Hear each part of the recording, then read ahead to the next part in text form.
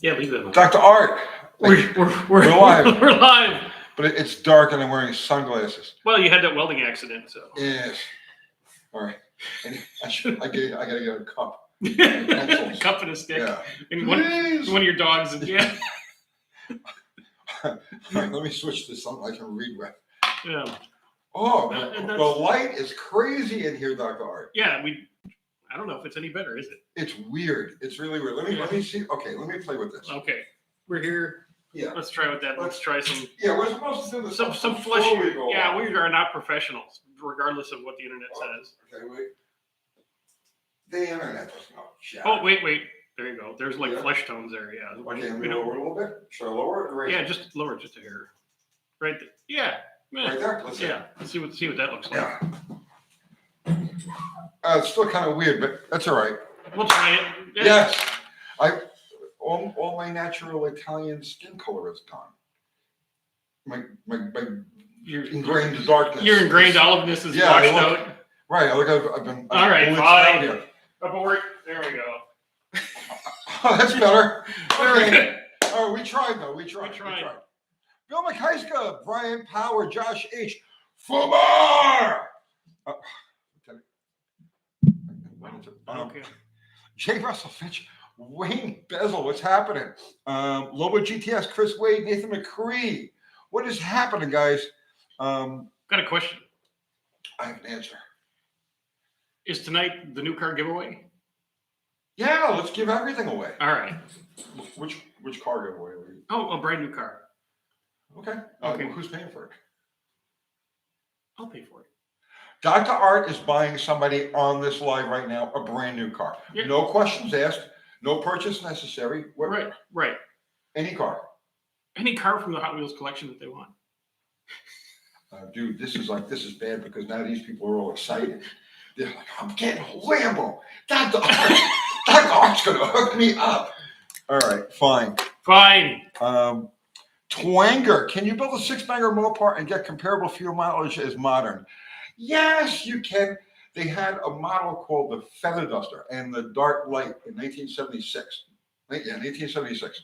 So this was a lightweight package. It had aluminum bumper brackets. It had aluminum hood braces. It had aluminum door hinges. All things to save weight. Had a 225 single barrel slant 6, 4-speed overdrive transmission, and 270 gears and a 7.25. And EPA mileage back then, was it EPA doing the mileage? I don't remember who was doing the mileage. Okay. They claimed to get 36 miles per gallon on the highway as a factory thing. Now, that said, I had one. I had a green 76 Feather Duster. And I don't remember exactly what kind of mileage I got because this was back around 1982 I had one. But yeah, if it's done right, if it's tuned right, yes, you can. Yeah, a light car with the right gears. Yeah, that's not a brick. Yeah. Yep. Mexican Spec is in the house. Nice. And so is Iceman 2K10. Let's see. Paul Capizzola, what's happening, brother? Creep wants to know 400, 350, or Power Glide for performance. If it's just a straight drag with, a lightweight car and big gears and monster motor, lots of nitrous, Power Glide. Yeah, well, I would say the pecking order, right? Right. Yeah, it's just what level of hot rod do you have? Street performance up to, let's say, 500 horsepower. Turbo 350. 3,500 pounds, turbo 350. So it's a no-brainer. More than that, heavier car, let's say 700, 800 horsepower, and they're really starting to push it in that like 3,500 pound package. Turbo 400. You crack 1,000 horsepower and start taking the weight away. You're down like the 3,000 pound on the starting line, 1,000, 1,200 horsepower and up. Power Glide. Not a stock Power Glide, a Power Glide with all of the goodies that they built today. A built Power Glide, right? Yeah. Iceman 2K, our little Plymouth Champ. I had the Dodge Colt version of that. It was 8-speed stick, got 50 miles to the gallon. Did you ever see those? Yeah. Yeah. It's got a 20. If you guys aren't familiar, It's a regular 4-speed manual, but it has a high-low range. So there's like a twin stick next to it.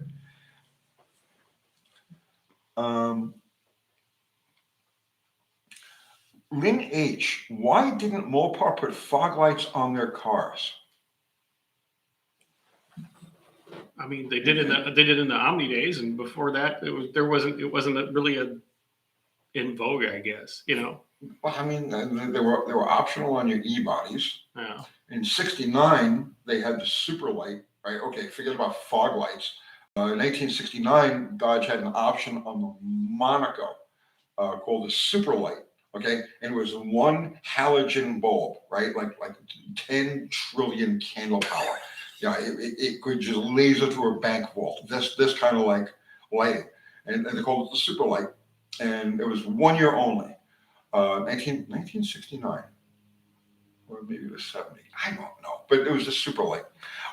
Why didn't they put? They had optional fog lights on many different models over the years.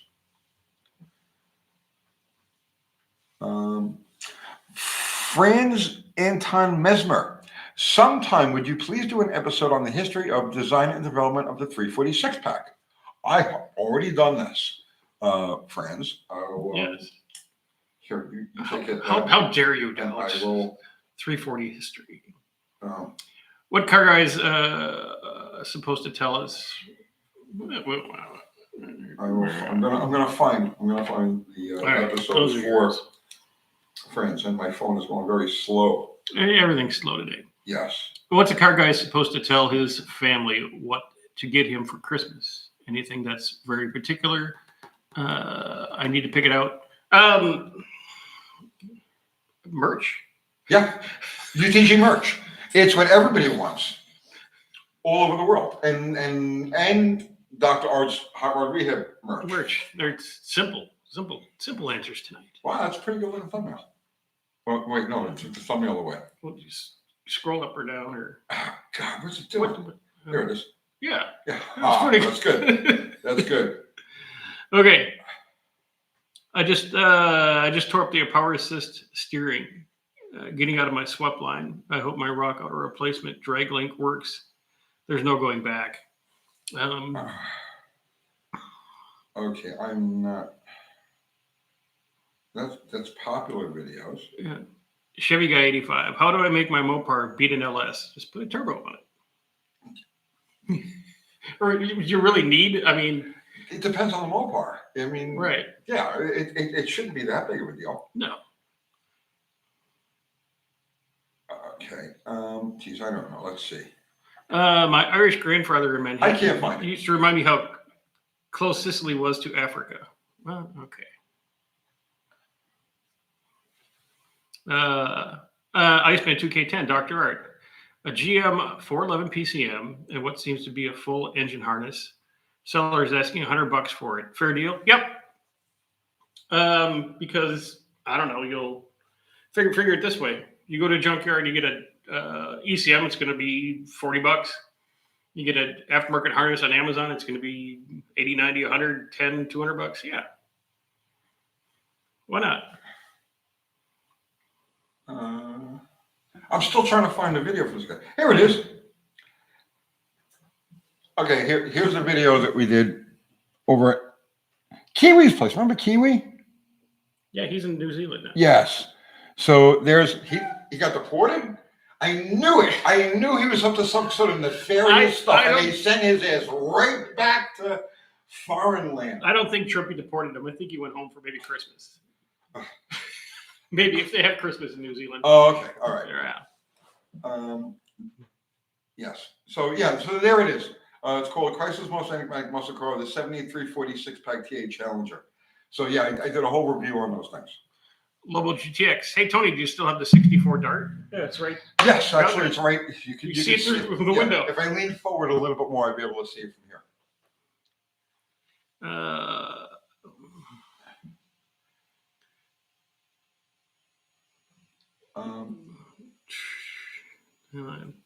Evan Jones, Uncle T, who are those red dudes in your thumbnail? Men in Brown.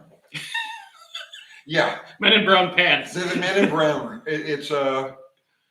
Not as well known as the Men in Black, but yes. What do you think? What do you think of the alien invasion? It's mostly central in New Jersey, which is good. They could wipe out that whole part of the United States, and we could be much nicer. We have Jersey viewers watching this. They know where they live. I know. They're like, just take me. Work us. That's it. Laser off California, and yeah, we'd be good.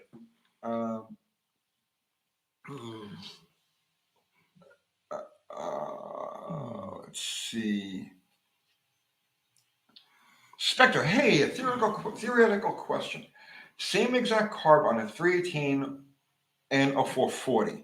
How does a jet size change? Why do you slip out of gear? You've done this so many times. Well, first, it depends on the characteristics of those two engines as individual engines, but that's besides the point. The smaller engine is going to have less of a pull. So you may want to jet it up a little bit. Hank Hill, Super Chat. Thank you, Hank Hill. Would centrifugal advanced springs that are too heavy cause an off-idle bog? Could, yeah. If so, would advancing the time help eliminate it in that case? Yes. But why don't you just do it? So the Mopar thing, the ancient Mopar trick, was to just take the breaker plate off the top of it. So you take your cap off, take the rotor off. You got the breaker plate that's holding in place with two screws. Take those two screws out of the side, pop that off, and then you'll see your advanced weights underneath there, and you'll see a heavy spring and a light spring. Take the heavy spring and pop it off. Take the light spring and put a screwdriver in there and stretch it just a little bit.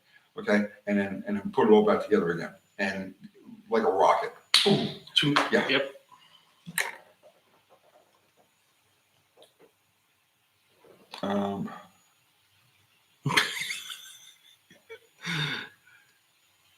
Let's see. Oh yeah. I mean, we know where you live. Yeah. Highest tax state in the union. Yep. The drones are dropping off baby oil to. Did he imprison? That's Could pretty very good. be. Yeah.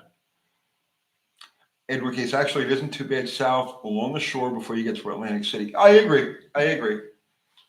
I spent much time in South Jersey. Atco was like my home away from home. Didn't you go there to buy cigarettes too? Delaware. Oh, Delaware. When we were doing the bootleg cigarettes. Okay. Yes. Yeah.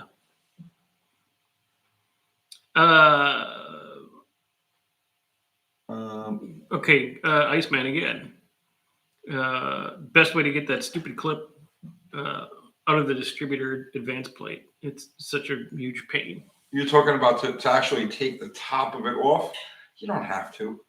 You need a tiny, a very long, skinny snap ring pliers for that. But I never take them off. I do it. I take the spring. When I do it for myself, I take the springs off. I put the advanced weights in the full advanced position, and then I just weld the slots closed. Zip locked out. Yeah, zip, and it's done.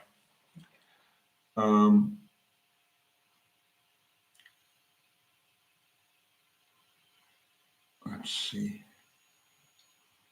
Well, it's Ron Ward. What's happening, man? I really enjoyed Atco too. The Sway family treated me very well. Yeah, Joe Sway was nice. Bob Van Sciver, I got along with Bob Van Sciver. Bob Van Sciver actually signed my fuel license because he had a jet car license, and Bob Van Sciver signed my fuel license without me ever actually making a complete pass. You ever think about that?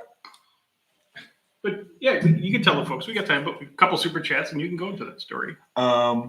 Well, I'll just tell it real quick. Okay. I had my fuel altered, and I needed an IHR exhibition license. So Bobby Lagano, who I was partners with on the Top Fuel, was going to sign it, and Bob Van Sciver, who owned Atco, was going to sign it. He was a licensed jet car driver, so that's a higher license than Exhibition Nitro. So I made 3 passes that day. You're supposed to make 3 passes for an IHR license, 6 passes for an NHR license. So the first pass is supposed to be like a 60-foot, shut it off. The second pass is supposed to be an 8th mile, shut it off. Ran 202 at the 8th mile with an iron 426. But I'm just saying. And then the third pass is supposed to be representative. So on the third pass, I got out about 300 feet, car got into severe tire shake, knocked me unconscious, and I coasted through the end of the lights. And they signed off on a license because they said that I handled the car well under adverse conditions. So that's how I got my IHRA limited, not limited fuel, exhibition fuel license. Completely passed out. Completely unconscious. Yes, we actually with brain damage. I still have to this day. Yeah. Shangri-La El Dorado. Thank you for the super chat. Tony, please tell me how you restore 73 Dart. What engine? Just speak in general. Are you restoring it or you're modifying it? Yeah, because if you're going to restore it, what it was born with. Right, exactly. It's the whole point of a restoration. You're talking about modifying it. I mean, the easiest way is a 318 because there's a billion parts. Yeah, or 360 is yeah, I'll find a cop car and yank the 360. And, Yep. 360 Magnum would be the probably the 5.9 Magnum swap. Yeah. Cheapest and easiest would be a 318. Best overall would be a Magnum. Need Metal. Thank you for the super chat. Look at how long it took for the FBI to find out what was flying around LAX. Remember Jetpack Man? Yeah. Listen. This is just all craziness. Welcome to the woo. Welcome to the the normies are gonna have a hard time choking all of this stuff down. But we've been waiting for it. We're ready for it. And your question's kind of look at all the time it took them to find out. It didn't take them any time to find out. It took them like 2 years to tell everybody. It's a difference. Philip Reed, thank you for the super chat. Ford 400 2-barrel carb, loss of power at highway speeds, cruising 60, 70 miles an hour. I've tried everything from vapor lock to moisture. Will only do it in the morning after sitting for more than 8 hours, and I'm lost. Okay. Only do it in the morning after sitting more than 8 hours. Okay. Go ahead. The gas tank, go to the sending unit of the gas tank, and you're going to see like a 3-inch or so rubber coupling, hose that's going to go to the steel line, right? Check that. It's probably dry rotted. If you look at it, you'll see that it's all brittle and looks like a 90-year-old lady. Yeah. Right. And what's happening is, as it sits overnight, okay, it's losing its prime and drying out more or less. So until it gets really wet and swelled up again, it'll suck enough air to not give you enough fuel in the system. So that you see what I'm saying? It'll idle okay, it'll drive light okay, because it's able to pull some aerated fuel through there. But when you really step on it, it's not enough. Then after you've been driving it for a little while, the hose swells up with the wet fuel and it'll seal a little bit better and it'll perform better. Philip Reed, I hope that fixes your problem. And if it's a truck, he's going to have a short piece of rubber underneath the cab too. Okay. Check them both. There you go. And this is why Dr. Art is such a necessary part of this thing, because I wouldn't even thought of that. You would have. No, right? No, okay. I swear to God, I wouldn't. All right. Carlos Flem, did you ever have AMF on the back of your Carlos 3 racing? I don't believe I did.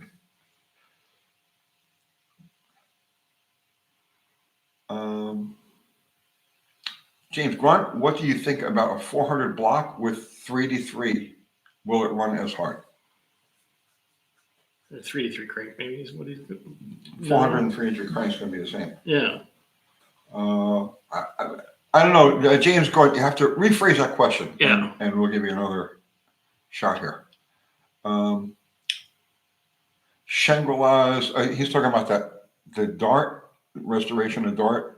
Okay. Restore other parts, wheels, radiator, transmission. Sorry, modify. Yeah. Dude, if you're going to restore the car, you want to use factory parts. So I would use the factory road wheels on that. Not the road wheels, the rally wheels. Is that you have the little tiny lug pattern, or is it the bigger one? 73 is both. If it's a drum brake car, it's got the little bolt pattern. If it's a disc brake car, it's got the bigger one. So. Yeah. That with a 15-inch rally, if it's got the big bolt pattern, and a Magnum swap, and it made 83, so you could overdrive it, and it'd be a nice car. Yeah, actually, yeah. Where are we at here now? Brandon, Uncle Tony, is it necessary to put the oil galley plugs behind the cam plate on a small Mopar? My 340 did not have them. Just curious your input. It's a mixed bag. Some of them have them there, and so because I've taken apart some of these stock engines, and I took note of that once because I was having weird oil pressure issues with an engine at one point, and it actually turned out to be at the back of the oil galley. You know, this is why you can't work interrupted, because I was in the middle of assembling the engine. I had gotten the motor back from the machine shop and I tanked it and all of that. So they had taken the plugs out. And when I put the engine back together again, I was in the process of putting the core plug at the back of the oil galley, the one that you have to access through the hole. And I didn't tighten it because somebody had interrupted me while I was working, and I didn't think to finish and go back and tighten it. So I had a crazy oil pressure issue with this engine, and I thought it might have been the lack of those plugs. So at that point, I started taking note, as I took stock engines apart. And some of them have those plugs, and some of them don't. And generally speaking, if it doesn't have them in there, I don't bother putting them in there. The thrust plate blocks them off sufficiently.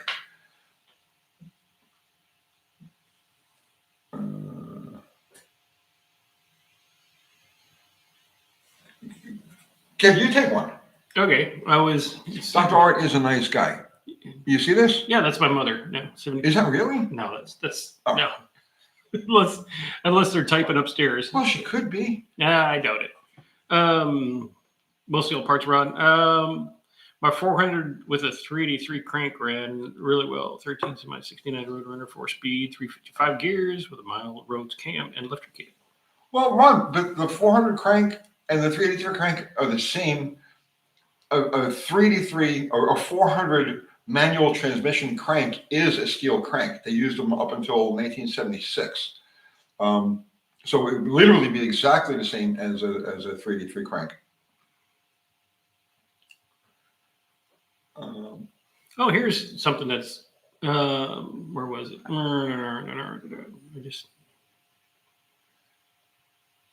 Wait here. We'll go back to James Gordon here. Yeah, 400 with a steel 383 crank run as hard as a 383. Yes, they're functionally they're exactly the same. If anything, the cast crank has a slight advantage in that it's lighter. It's about 8 or 10 pounds lighter than the forged crank of the same. So if anything, the cast crank has a slight bit of an advantage. JD, just like to say thanks. Bought a 64 Impala SS the other week. The day that Cruz and I had timing issue that left me stranded. Was able to troubleshoot with your channel and made it to the meet. Well, cool. Awesome, JD. Cool. I'm glad we could help. That's what we're here for.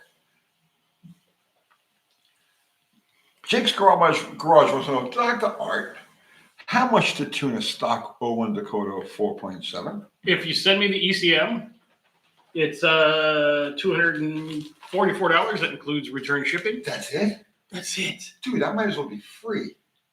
It's like... that's why I stay busy with this. That might as well be free. Right. And if you have access to HP tuners, it's $150. Send me your stock file, and I'll send you back the modified one, and you'll be happy. All right. Made muscle. Stainless steel fuel lines. Pay once, replace once. And really never be able to do any modifications to them because it's like, what do you do with stainless steel? You can't.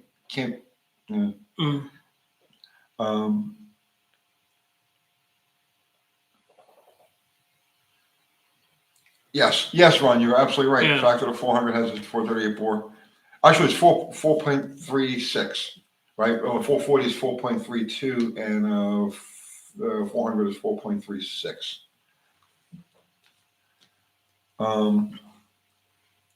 That little bit of bore, like you said, unshrouds the valves a little bit, lets them flow a little better. Shangri-La Eldorado, 1974 Kawasaki. First reaction, first thought, best thought. Which one, bro? Kawasaki made so many different bikes in 1974. H2, Z1. I mean, talk to me. What do we got? Yeah. Timothy Arnott is here. Hey, Tony, Tim here again. Propane, yes, a popular gas.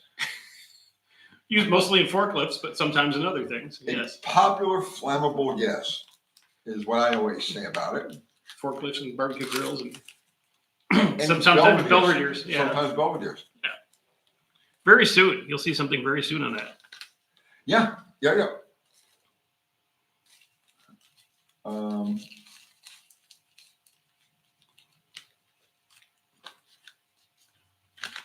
Let's see. They're talking about fuel lines. Amongst themselves having a good time debating the integrity of aftermarket rubber. I did a video not too long ago on using water supply hose, braided steel water supply hose, and it's not Teflon. It's I off the top of my head, I can't remember what the hell it's called. DMT, no, Yeah. not DMT. Tripping all the way. You scrape the pipes. And, Scrape the pipes.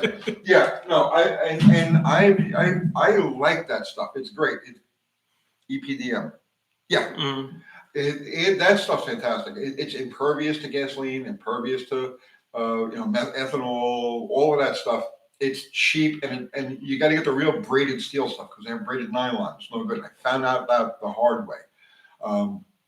But no, water supply hose is a great substitute. If you're going to run fuel lines and want to make it look like you spent $1 zillion on a real braided hose, go get some water supply line. Yeah. Jojo and Son's Garage had an early big block, closed chamber heads, the same right and left, ?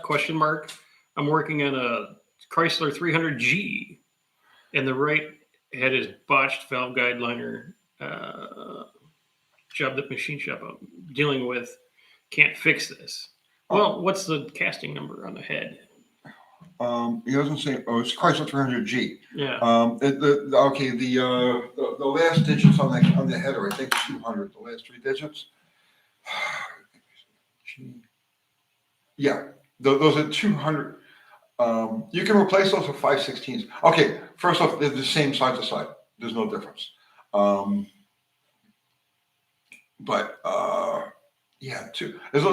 last 3 digits. So the 200 on those heads. I'm drawing a blank, but they are going to be interchangeable with, let's say, later 5/16s, which are very, very common. Spitfire Mike 4.34 bore. Yeah, 400. Right. 4.32 is the 400 of the 440, and 4.34 is of yes. Meaning to say the 400 has a larger bore, slightly larger bore than a 440.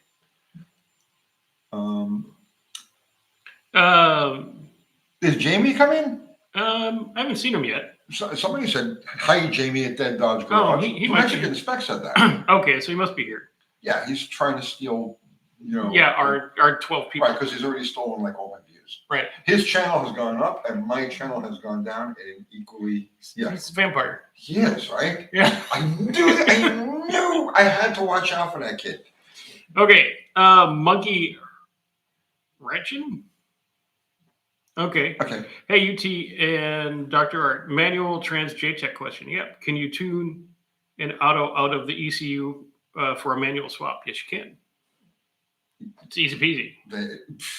Easy peasy, not just easy. Nah, yeah, for me, not him. Uncle Dad. Yes, Uncle Dad. Teach you to say nice things about people. I know. I learn my lesson all the time, man. Jamie, did you get your box finally today? The Postal Service really twerked me, but that's a whole different story that we don't need to get into now.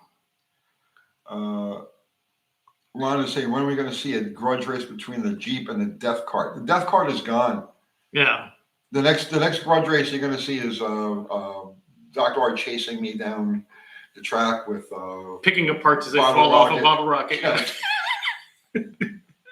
He'll be studying my taillight pattern. Yeah. I'm going to put some stuff on there for him to read. This way he's not completely bored. You know what I mean? He can read. I'll put a bunch of things on there. Okay. Tim Page Hey, Uncle Tony Doctor, I'm going to be picking up a 1976 Dodge Charger, cool, 318 automatic car tomorrow. Anything to keep an eye on in this vintage car? Nothing particularly. I mean, they're good, solid cars. And if you're up north, I mean rust, but other than that, Yeah. Yeah, honestly, I think the only thing I can think of with those cars is make sure the drain channels, for the cowl and everything are not blocked, because they do rot the Okay. firewall into. But by the time Chrysler had come around with the Cordova and the Charger, like 75, they had knocked a lot of the issues that they had earlier with, like, with sealing, and those are really solid cars. and not that common, so you have something that's a little different than everybody else. Yeah, and super comfortable, man. Super comfortable. Mhm.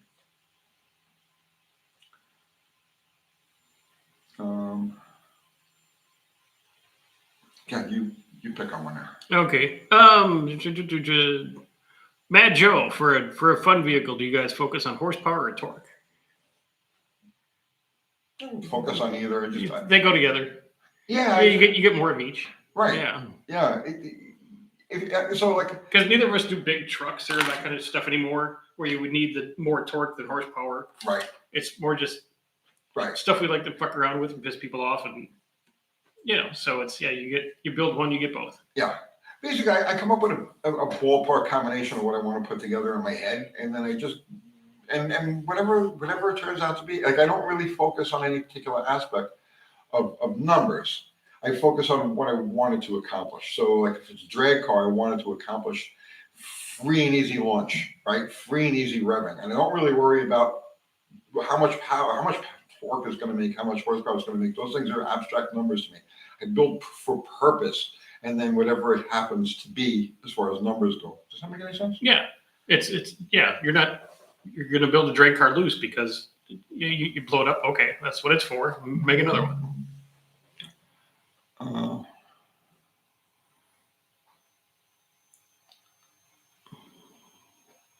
Angry D wants to know, what do you think is a good car to restore that not a lot of people are doing? What are we sleeping on? G bodies. I still see G bodies. Yeah. Yeah. I saw one in traffic, a Malibu today. Mm-hmm. Was it today or yesterday? I don't know. I was following it in traffic. I was tempted to stop the guy and ask him what he wanted for it. Because it was just a driver. I mean, you could tell. Yeah, there's still people out there just going to Walmart in their G bodies. I would say that's probably the sleeper in that last model, real 2-door V8 Nova. Because they're just as fun. They're not as appealing as some. Yeah. But you can still find Cutlasses out there. You can still find Regals and all that kind of stuff. Yeah. And they make everything for them. So. And I just realized Zero's here. I didn't say hello to Zero. Hi, Zero. Zero's the man, and I missed him. Zero, I'm sorry if I didn't greet you specifically, my brother. Gilbert Northrop. I have a 454 aluminum heads, lifter cam rockers, and a turbo 400 tranny. Going into 84 Camaro. Is a serpentine kit worth the money versus a V-belt setup? I do not like aftermarket serpentine kits.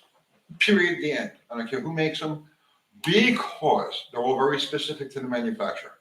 So, 8,000 miles down the road, whatever, the bearing on the idler goes bad. Okay, you have no choice but to seek out the original manufacturer and get a replacement part for it. A lot of times, things become obsolete, right? So. Serpentine belt company A goes out of business. Now you're screwed. Exactly. There may not be replacement parts available for. When it comes to anything that takes a belt, an accessory drive belt, that isn't like a purpose built car, specifically for drag racing or specifically whatever. If it's something that you're going to go and hit the road with, in my mind there is zero deviation from factory stock parts. You can always get replacements. You can always get a belt. You can always fix it on the side of the road. Where you do an aftermarket serpentine belt setup, and you're stuck in the middle of Lincoln, Nebraska for 6 weeks. Exactly. Exactly. Get your car towed home 700 miles because, you know what I mean? You can't get this. Yeah, the alternator bracket broke and it's some Right. weird metal. Right. So, okay, if I had a choice between making a road trip with a car that had an original belt style V-belt setup or an original factory serpentine belt setup or an aftermarket one, I would just not make the trip if I had to do it with an aftermarket one, if that makes any sense. Yeah. If you're going to do a V-belt swap, get it off a factory pickup or something like that. You can lighten them because the brackets are super heavy and the big plates. You trim it down a little, but you're still going to have all the factory parts. Right. There's nothing wrong with making a Serp belt conversion as long as you're doing, like he says, with factory parts. Stuff. That's go for it.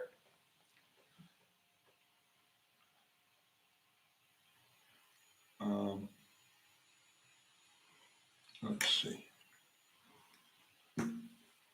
Oh, Ron is asking, have you noticed any torque steer due to staggered rear tire pressure in the XJ? No, but we were just talking about, so I don't know if you saw the video we did yesterday, day before yesterday. I ran Ralph with his Polaris Razor, which is like a 1340. We looked into this, right? Those things run 1340s. Right. Okay. I drove out his life. Oh, yeah, I you just never left saw him. him. Yeah. I never saw him, right? Which shows you how capable that thing is on the street. It gets much better traction. It just went. Go, right? But we were just talking about that because when you're driving it, you don't realize how crazy it is. Because you're driving it, you focus on banging gears and just focused on your thing. But when you're sitting there watching a video of it running, it's like bang, woof, like that. You don't realize it when you're driving it, but when you watch the video after, it's like it really does that. Mm-hmm. But I don't think that has anything to do with the tire pressure. Rusty Fuel says Dodge Ducks are happiness. Okay. I couldn't argue with that. Yeah, be happy. Yeah, be happy. Mm-hmm.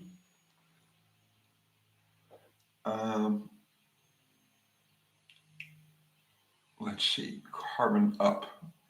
Oh, okay. So Mexican Spec and Chris Freemesser are talking about air pumps, air injection pumps, which was like a fuel An emissions device. And evidently, somebody said that they get carboned up, and that is true. That is true. So here's how they get carboned up. Okay. The pump itself doesn't get carboned up, but that system always includes a one-way check valve. So what happens is that one-way check valve becomes carboned up because it's exposed to the exhaust on one side and then the clean air on the other side. So when the pump isn't pumping air into the system, that one-way check valve keeps exhaust from backing up into the system. So they become carboned up over there and then they start leaking into the air injection system. Yeah, every time you shut them off all that hot gas, it's usually higher than everything else in the exhaust and heat.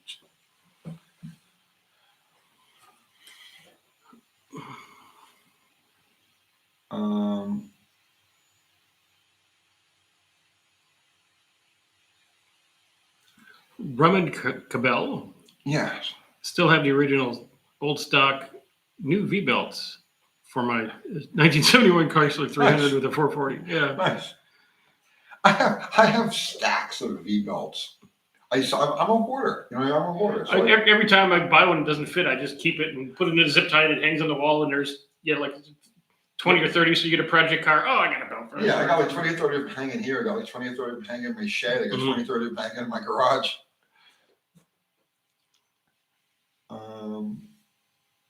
Iceman, does Mission Improbable drive comparable to anything else when you're driving it hard? Any other car that bobs left to right like that? No. No. No, that's a new one on me, man. And like I said, when you're driving it, you don't even realize it's doing it, because you're too busy driving. You kind of feel it, but you don't really see that it's... You don't see it as much as it is. It's crazy. It's crazy.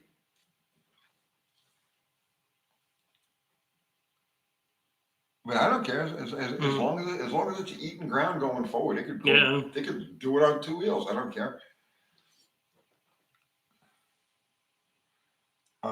Shangri-La 72 Eldorado, Kawasaki KZ400. What do you think? Very, very good beginner bike. I mean, okay, it's an antique now at this point, right? But that competes directly with like the CB350 and then what do they call it after that, after the CB, the CT. But yeah, those are great little bikes. Now, that basic engine, the 400 engine in the KZs, they expanded that to 440 cc's, and they used that in the Vulcan line, like the smallest of the Vulcans. And that engine ran right up until, I don't know when they stopped. But that was a great engine, very reliable, trouble-free, nice bikes, nice bikes. A little on the small side. If you're taller than 5'10", you're going to feel like a giant on it. Ghost is hey guys, what should Tommy be in a bone stock 68 Newport? EBD 60. Well, if you want to know what the bone stock timing is, don't ask me. Go look up the specs on that car, that engine. If it still got the sticker, it'll tell you under the hood. Oh yeah, it'll tell you on the, yeah, exactly. 68 Newport, it'll have a little green, have a white sticker with green lettering on the driver's side. Is this on driver's side? Driver's side inner fender. Okay. On that. Yeah.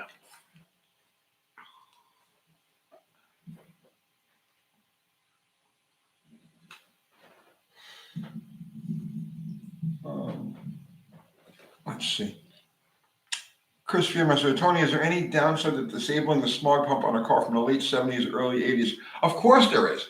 You'll kill all of us. Clearly, it's a very dangerous thing to do. Don't you love puppies? Because puppies die when you disable. And do you see what I'm saying? We need to deforest the Amazon. Yeah, deforesting, the hole in the ozone layer. What do you think all of these alien drones are for? They're here to stop us from doing stupid things like disabling the air pump on our 1970s car. Oh, when will mankind learn? When will they ever learn? Okay. Let's see.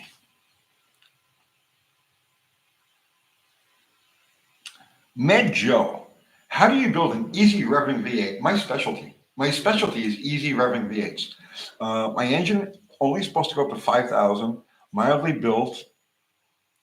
And I'm just wondering if there's something I can do to bring that RPM up. Okay. So you say easy revving. There's a difference now between maximum RPM, what your red line is, and how the engine gets there. Okay. So I specialize in how the engine gets there.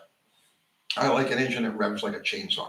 So I do this by reversing pistons, by using excessively large clearances, low drag rings when possible, lots of little stuff like that, eliminating windage, but raising RPM, like extending the red line. Now you're talking about different camshaft profiles, you're talking about different valve springs, you're talking about porting, you're talking about getting air in and out. Intakes, carburetors, exhaust. Yeah. So you have to really be specific on what modification, what end result are you looking for? Yeah, and what you're starting with and what's it in. Yeah. Yeah, because if you're in a delivery van, no matter how hard you push it, it's not going to, the wind's going to kill you.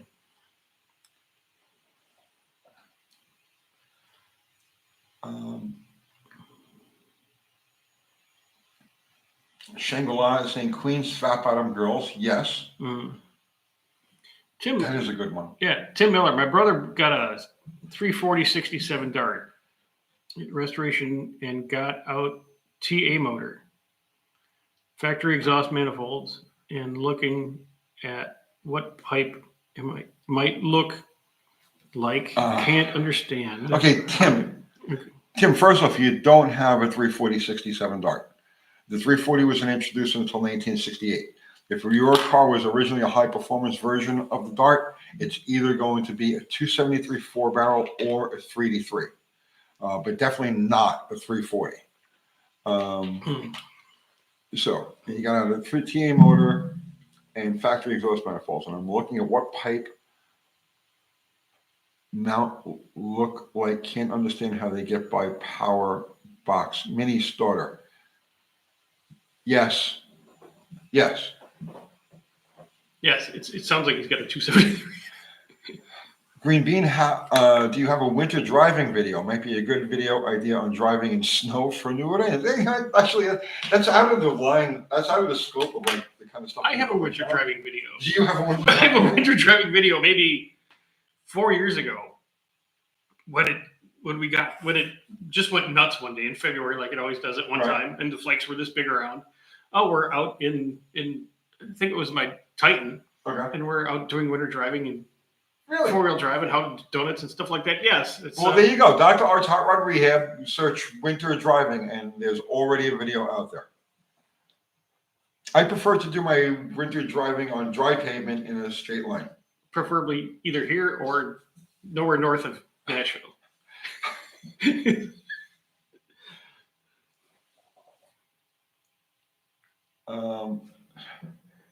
Shannon wants to know, there's a larger camshaft, which is the most vague statement you could possibly make, but I'm going to go with the spirit of that, right? Does a larger camshaft require more advance on timing? What is the general rule the larger you go? Yes. Generally speaking, the larger the cam, the more initial timing you need. Okay? So just to make it run. Right, just to make it run. Because remember now, a stock cam is a compromise between low speed, smooth, effortless operation, right? And maximum speed, let's say in a human range, right? Under like 5,000 RPM. Pedestrian. That's how stock cams are ground, right? When you're talking about a high performance cam, what they're doing is they're increasing the engine's ability to make power at higher RPM. And the only way you could do that is with a sacrifice at lower RPM. There are things like RV cams that are specifically ground for torque that will give you a little extra RPM. But generally speaking, the bigger the cam, the higher up the RPM range you're moving the power band. So and what that means is that you're taking away from the bottom. So you take away from the bottom, you add to the top, and the way you increase the bottom again, get the bottom, is by increasing the amount of ignition timing, initial ignition timing. And so yes. So yes, yes, you are correct, Shannon, and that's why. Yes. Did I answer that all right? Yes. The more cam you go chop, more initial timing. Yes. Yeah. No, this is it's a freebie shirt, freebie sweater, and it's cold here. It's gonna be like 20. Here. It's beautiful here. Oh, in the room. Yeah, my little heater's going crazy there. I know, but as soon as you go outside. Oh yeah, it sucks out there. Yeah, it's gonna be like 20 degrees tonight or some stupidness. 80 Cobra Guy. Do you know if hitting a rev limiter will set off a knock sensor? The rev limiter is taking the place of the knock sensor. Because the knock sensor knocks timing back. And the rev limiter does the same thing. Yeah, if you're throwing a Knox code and you hit the rev limiter, bad stuff happened. Because it's picking up the noise of. Right. Okay. Which systems in general bring timing back and which cut fuel? Depends. I mean, a Knox usually, almost 99% of the time will knock out 6 to 8 degrees of timing when they hear a knock. Yes. So, and the computer-controlled rev limiter, right? Some of them bring the timing back to mimic what the knock sensor would do, and some of them cut fuel. Yeah, the rev limiter will cut your fuel. Okay. Well, there you go. And FUBAR put up the link to my merch. Kathy Bananas has been working her fingers to the bone making merch. So yes, thank you, FUBAR. And of course, Dr. Art has merch also. Right there. Where? Right here. He put it right up here. Look at that. There you go. So yes, if you guys want to support our efforts, definitely. So we can feed the orphans at Christmas. Somebody else got to feed. I'll feed the puppies. I don't want to. Yeah, Is Not it that I have anything against orphans, but I'd rather feed. is it 4 or 5 now, or is 5 pending? 5. Well, she's not. She won't be home until January. Oh, it's here, but it has to be 6 weeks. Or She's 3 weeks old. oh, okay. Um,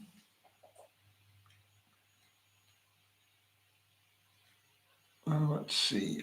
You, Jordan, what's the new trend with everybody driving around with their high beams on? Drives me nuts. I know. Macular degeneration from over sugar use. Yeah. Yeah, it's bad. That's why I like driving the big truck, because if I drive the car, I'm down in everyone's headlights at night. I know. You get like but up in the big truck, it's You know, they used to regulate stuff like that. you used to get your pee-pee slapped if you drove around with your high beams on, but Yep. no longer. Yeah, it's a free for all now. There It is. are no real rules, That's right? right. There are no real rules. We have to wait for rules to come back. Chris Freemaster makes a very good point. There won't be any orphans left to feed after I disable my smog pump. He took care of it. You still buy merch, Yes. so we can eat, but that's another thing.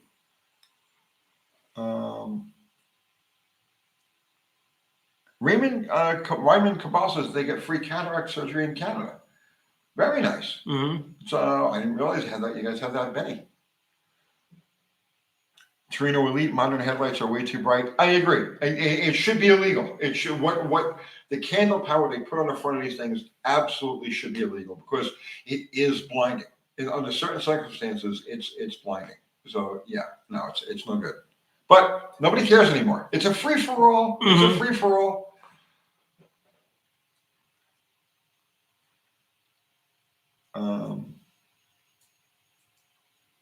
Fox can fix a garage. It's hard to tell high beams from just the bright ass new HID lights. I know. Yeah. Green bean. You have more of this in your vocabulary. What's the worst nickname you've ever heard? You don't have to say specific people if it helps. Yeah, easy. As an Italian, I came up in a world of nicknames. Nobody actually has a regular name in my culture. Everybody's got a name, right? But my favorite worst name that somebody would actually answer to and was known by was pig virus. Oh, that's the goo cake lady? Yes! You remember? Yes. You remember? Yes. I used to have a regular at one of my coffee houses. She was at all my coffee houses because she just kept coming. She was a glutton for punishment. And her nickname was Pig Virus. And that's what she was known as, just Pig Virus. At the last place I worked, the person I reported to, he was known as Sock Puppet. Sock Puppet. Through hundreds of people referenced him by that name, so it turned into a golden thing. It was very fitting. The first hot rod I ever got my hands on was a 71 Challenger 383. It was owned by this kid named Anthony Miccio. He was 2 years older than me. So I was like 15, so he was 17. He had just gotten his car. And I became ingrained in this troop of like teenage car guys because I figured out how to advance timing. So I was like the magic trick, you know what I mean? Loosen the steering a little bit, crank it just a little bit in the direction that the canister is pointing, because that's all I knew at the time. Lock it down, and the shit would just fly compared to what they had. So all of a sudden, I was a guru among these. I was like a 15-year-old guru among these 17, 18-year-old kids. So this kid Michio had a blue 71 383 Challenger with side pipes, Keystone Classics, all jacked up on the back, had lights underneath it. Shackles, probably all the shackles, right? It was the typical 70s thing, right? And he used to wear these hats, these caps, okay, that looked like a nipple. So he was named Nipplehead. And that name stuck. And I'm sure that, like, here we are 50-something years later, I'm sure that if I was to come across him and say, Nipplehead! he'd be like, hey, it's Tony. No, actually, Oil Pit. They used to call me Oil Pit. That group of people.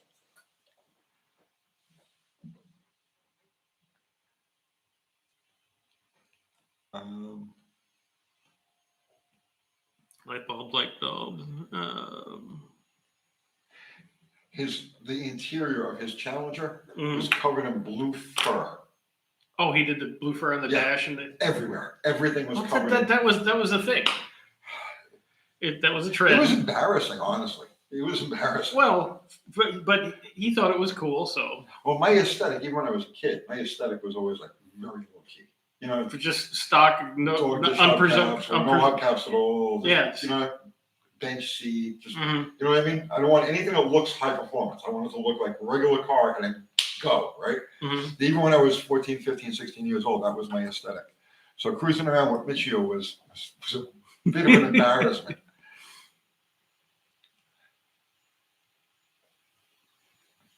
Thumper wants blue fur seat covers for Ace Ventura. Dude, he had this thick shag carpeting, like angel hair, like blue angel hair on everything. Everything. This is Travis Moore. This is something I've never heard of. Will lead acid batteries get replaced by the newest lithium sulfur battery? I don't know. I don't know anything about lithium sulfur batteries. I don't know.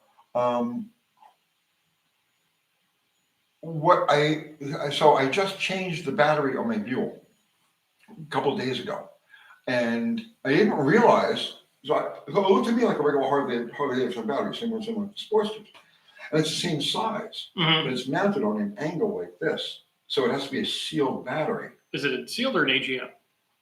What's the difference? Because I don't know. Well, an AGM is a aggregate glass mat. It's like a Optima battery. Okay, there's no provision to fill this thing at all. It's probably an AGM battery. Okay, I don't like that. Well, they probably put it in there for the vibration and whatnot. Yeah, but like, can you modify that and make it level and just put a regular battery in there? Or? Not really. I'd have to really hack up the bike to make it happen. Yeah, that's if it's on an angle like that, it's a yeah AGM battery. Yeah, absorbent glass mat. Some things I'm just not up on. Okay, and that's one of them. I don't like it. So right away I was like, okay, so like how long do these things last? Because I've had it where I've taken a bike off the road. Let's say I don't want to ride it. I know I'm not going to use it or ride it for a year or two, right? What I'll do is I'll take the battery, I'll drain the acid out, and then just store the battery. And it'll store literally 100 years, so as long as you take the acid out. So that's typically what and I don't like that I can't do it with this. So I looked at it, it's like the shelf life from the time it's manufactured is only about 3 years. So it's like, there's no, it's a throwaway. I'm going to modify the bike to get a regular battery in there. Yeah. Or pay the extra $50 for that AGM battery and just put it in there and right away. Well, it's in there now. I just don't like it. Okay.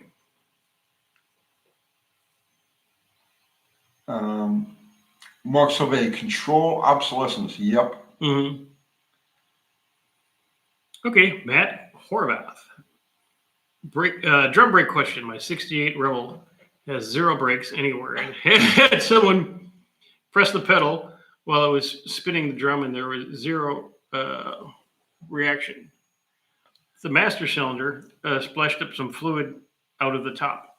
Yeah, you got to bleed the master.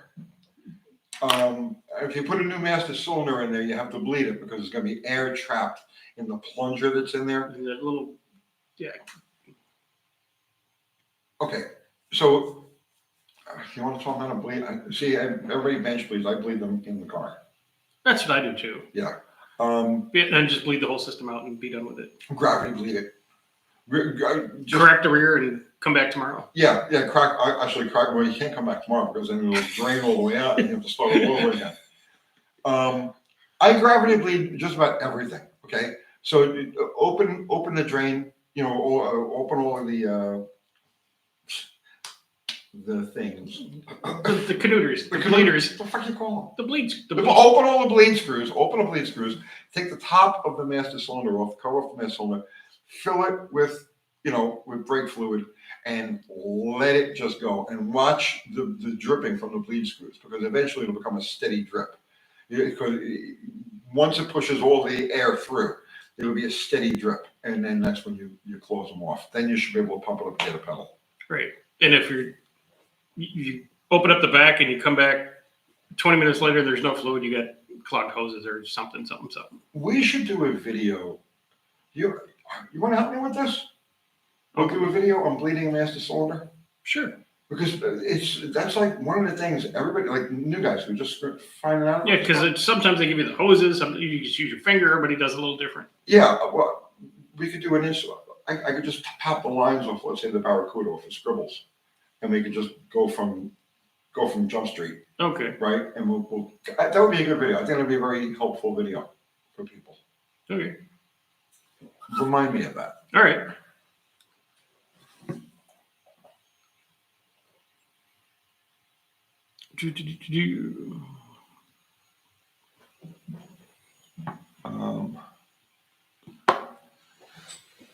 Let's see. Frederick Forsyth. I asked about drum brake self-adjusting to it locks up and got bashed like I was new. The star wheel's in backwards. You got the wrong sides. Left on the right, right on the left. Yeah. Switch the star wheel to the other side. And KG College saying you need at least 6 potatoes to start a V8, and he's absolutely right. Mm-hmm.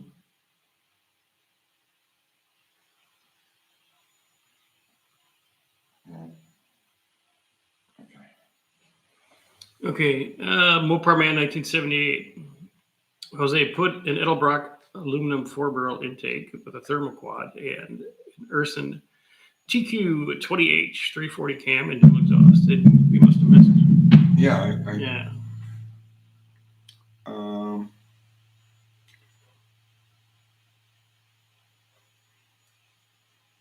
Let's see.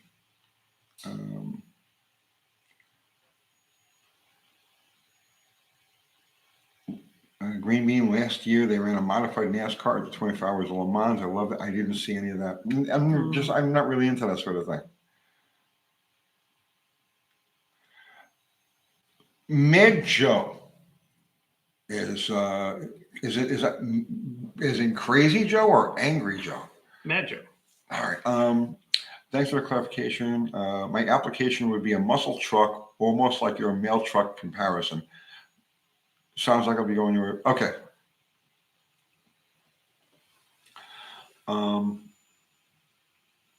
Let's see.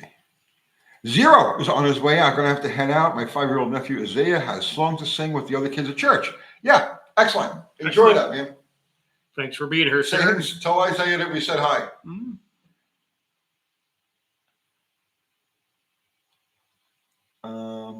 Friends H, on the drum brake front, wouldn't be surprised to see a 4-wheel drum swap on Mission Improbable to save.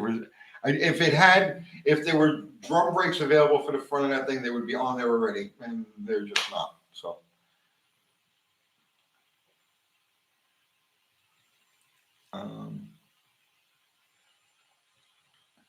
Justin Billington.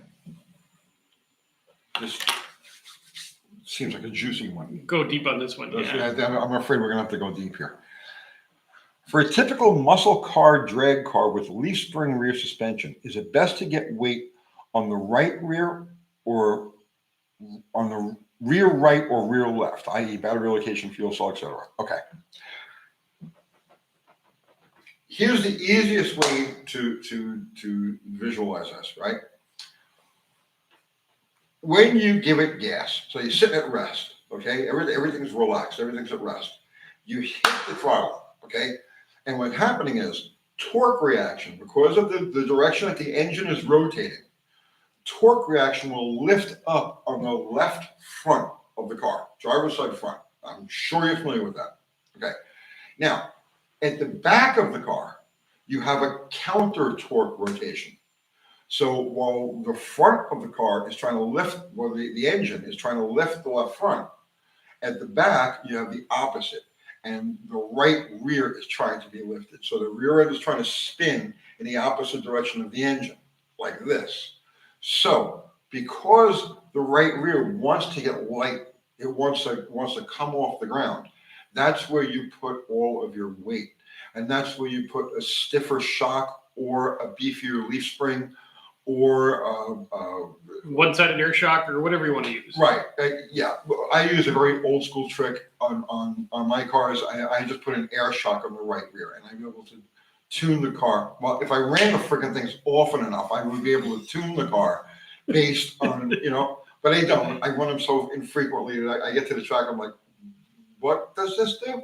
And you know what I mean? So it's like, but short answer to your question, all of the weight at the back of the car should be on the right rear, over the right rear. Yes. Yes. Yes. Fact checker. Yeah.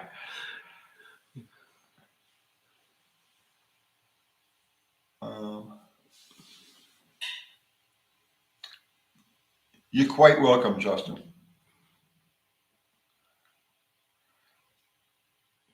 And I'm gonna chime in on this here because I have opinions on this. Yeah. Mopar Man 1978. Jose Esperd. Can't do much with the stock setup except for dual exhaust and put a Canon air filter that fits in the factory air cleaner. Dual exhaust is a good idea. That Canon air filter is just, you might as well just throw $50 out the window. Yeah. Just Yeah. They're replaceable. They're cleanable. That's the benefit of a K&N. But I can't tell you how many dyno sessions we did on stock 5.0 Mustangs where you take the airbox off, you put it out the fender, you put it out the hood, the factory air filter, Canon filter makes no damn difference. Now I found when I was really into running those cars back then, right? Mm-hmm. We found that the hot setup, we tried every different variation, and we found ET-wise, the best setup was to take the air filter out and leave the box unclamped. Yeah. We take the silencer out. Yeah. But that wouldn't make any difference if you leave the box unclamped. Why did they make significant, like, it was like a mile an hour difference between the box clamped, no filter in it, and the box open? You would think it would work the opposite, but. So it wasn't just my imagination. It actually did work best that way. Yeah. Okay. The best trick on those that I would use is for the stock 5-liter guys. They would go on the internet and these people on the internet would prey on them and they would sell them a Cobra airflow meter. Okay. And all it is they went and got one out of a 4.6 Thunderbird, which is just a little bit bigger, which is this, they paid $10 for it. They sold them a Cobra map for $110 and it cost them $10 at the junkyard. But you see, I never messed with an MS air car. Mine was always map. Yeah. But that's all these little tricks and stuff like that. It's hey, if you want your Canon filter, cool, but I ain't gonna do much. Thumper is saying, Tony, Ace Ventura, that's his hot rod, is gonna draggy stomp bottle rocket when the snow is gone. Dude, don't be so sure of yourself.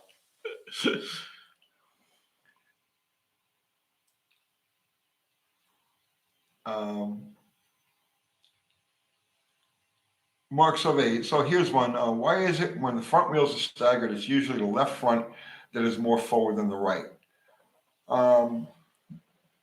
Okay, so it's very common on drag cars to stagger the front wheels to give the car a running start on the lights. Roll out. Yeah, Garlis was actually the first to do that back in 66 or 67. It really became popular once they went to A-arm front ends. But I never noticed if it was left or right. Or what's the science behind? Is that just for chassis twist or something? Or no, it gives you a run out on the. Yeah, I know it gives you a run out, but why the left and not the right? Oh, I don't know. I don't know. I don't know either.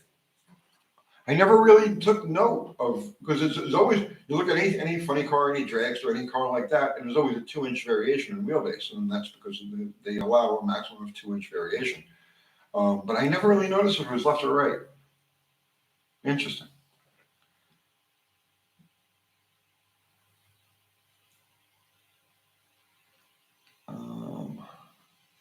Granddad's junk is here. Nice. All the way from he's in Thursday. He's at lunch on Thursday already. Tavo, left wheel could lift on launch and break the beam early. Yeah, okay, that would make sense. That would make sense. Yeah, that's something I never thought of. Yeah.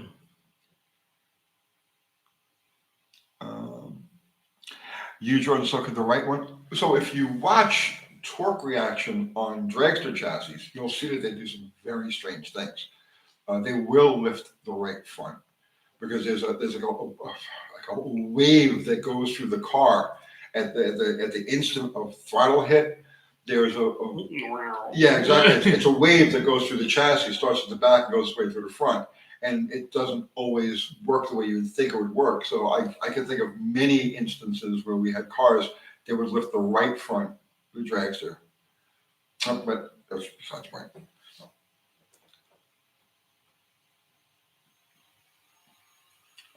Russell, rear sway bars are a big help on drag cars. It just depends. On a higher horsepower car, yes, absolutely. But on a lower horsepower car, no. Because on a lower power car, you're relying on the weight transfer. You're relying on the high center of gravity and the transfer back.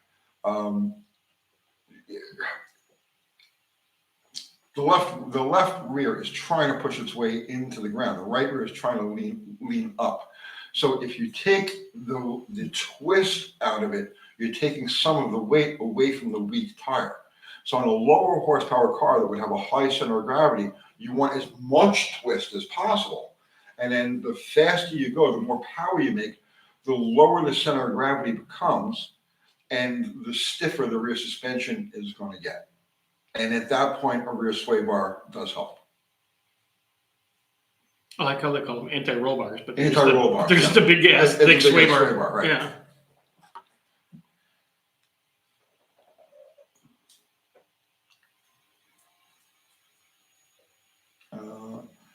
Dude, we only have 103 likes. There's 232 people watching us, and only 103 people like us.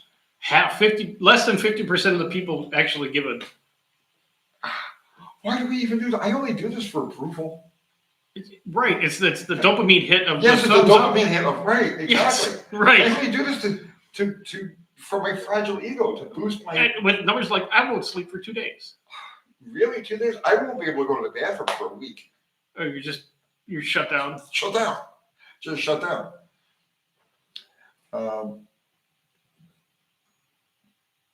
Okay, let's see.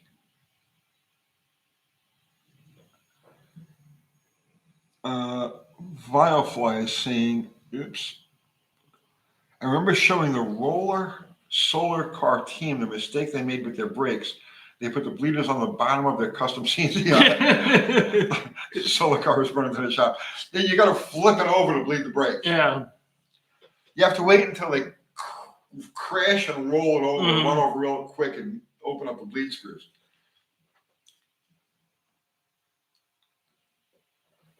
Tony B gave us a thumbs down. It's okay. Any reaction is a good reaction. That's right. Doesn't matter. Thumbs up or thumbs down. Yeah. We don't count downs. They react to this. Yes.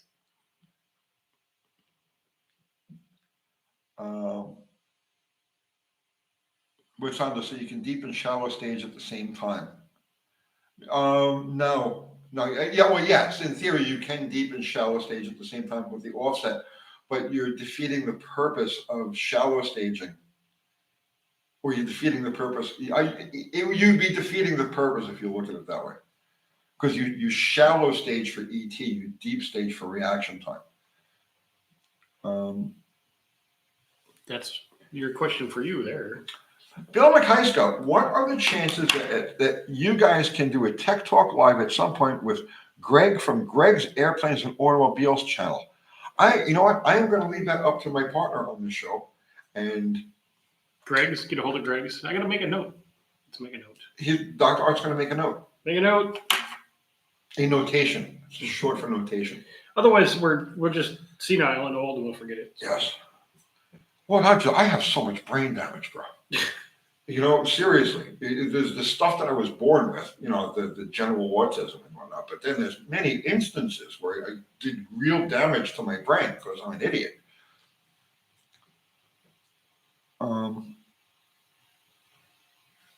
Let's see.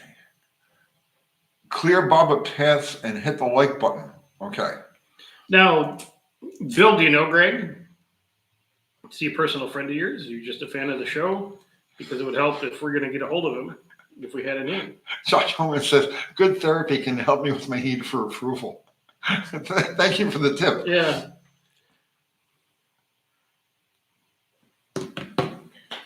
Mark, so a brain damage? I don't have any brain damage. Oh, I do. No question about it.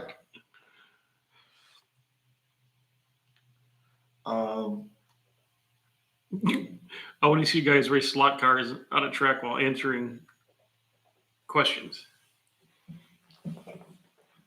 We could do. I mean, Is there a slot car track around here anymore? no, but there's a go-kart track in Christiana that just opened up. That's been there. No, they just opened. You're talking about Twin Fountains Raceway? Yeah. There's another one? There's another one. They have the carts there. You go rent the cart. Really? Yes. We should go there. Yes, we should. Yeah. When it's not 20 degrees. Yeah, pull Do it. this. When it's not 20 Do degrees. this. Yes.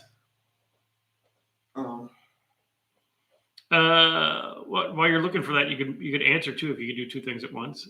Tony, how much experience do you have with blown through carbs? One. I built a supercharged Slant 6 for a guy right before we started this channel, and I set up one Holly carburetor for blow through. That's the beginning and the end of my experience. Yeah, I think I've done maybe 2 or 3, but Yeah. it's not tough. There's enough stuff online. And if you want to know all about that, your best source. Music City Kartplex. Really? Yeah. Newly renovated world-class go-kart track is sure to provide thrills for. So let's see. Yeah, see what they When say. they open.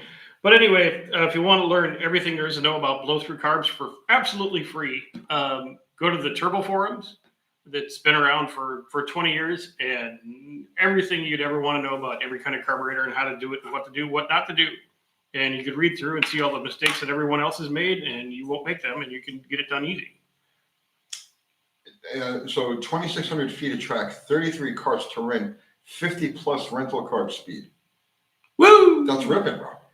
That's 50 is ripping. Looks like you got to make an appointment. Book now. Book now. I'm not going to book now. It's 20 degrees in. Now open November 2024. Really? All right, we need to do this. Kathy, remind him to do this. Kathy Bananas isn't watching this. You don't think so? She has too much class. She's not. She would. She's not slaving on the silk screener and watching this at the same yeah, time. but she's definitely not. Well, Okay. wasting her precious banana time.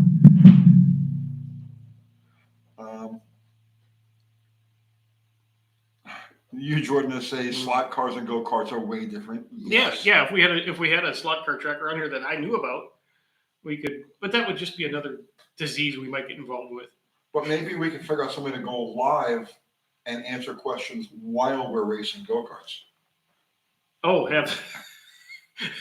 so you have to answer a tech question and beat the other guy? Yeah. Without getting booted off the track for. That could be. Okay. Mexican Spec is right. Tell a bad story, Tony, and see how fast she jumps in. Don't Say that. Yeah, she should. She doesn't have to be watching. She psychically picks it up. Mm.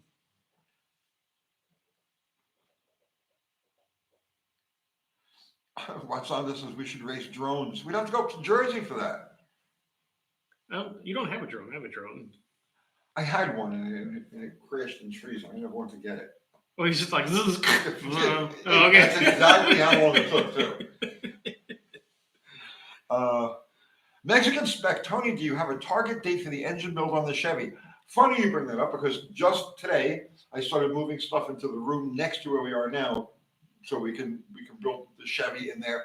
And the cylinder heads got here today, so I don't have a date exactly, but we're working towards it Working on the clean right room. Would you like to be part of this live engine build? Depends what day you do it. Well, we'll work around you. They've all been fiascos so far. So Should we do it on a Wednesday night in lieu of Tech Talk? it's probably going to be a good 6 or 8 hour thing. Oh, so it's We'll put this together from scratch. Oh, okay. So We'll figure it talk. out. We'll talk figure about it. Yeah.